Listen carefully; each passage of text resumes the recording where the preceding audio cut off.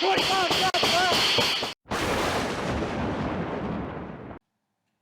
viewer brought this story to my attention and asked that I cover it. In Columbus, Ohio, on October 12th of 2022, 13-year-old Sinzae Reed was at home inside an apartment at the Wedgwood Village Apartments complex. Mixed reporting states he was having an argument with his mother, and some reports called it a conversation. After the talk was over, the mother believed her son had gone to his bedroom. Soon after, she receives a knock at the door saying her son had been shot, and everyone's saying Craig did it, referring to the 36-year-old Krieg Butler Sr. Police were called to the scene about 5:45 p.m. and provided medical aid until paramedics arrived, and Reed was rushed to the hospital where he died at 6:26 p.m.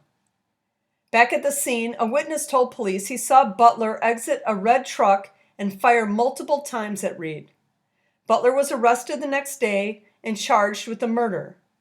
Butler admitted to shooting Reed, but said he did it in self-defense.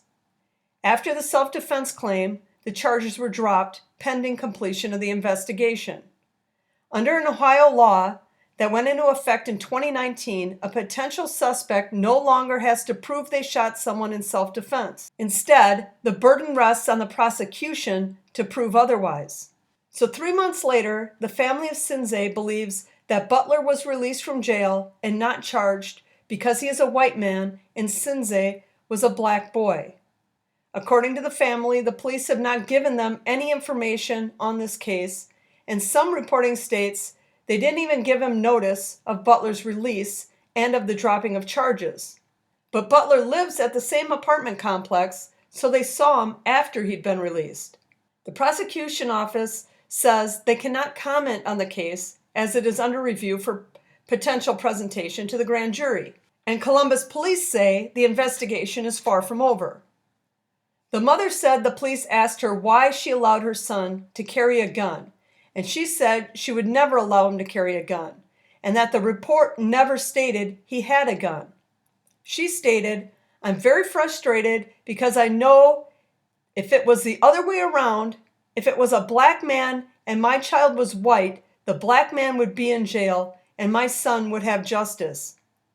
Columbus police say they're awaiting forensic and ballistic evidence to proceed, and the investigation remains open.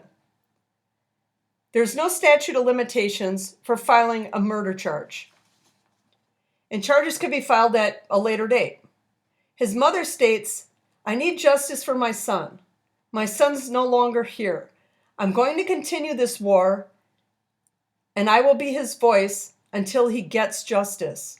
Whatever happens with this case, a mother has lost a son, and it's very clear that she loved him very much.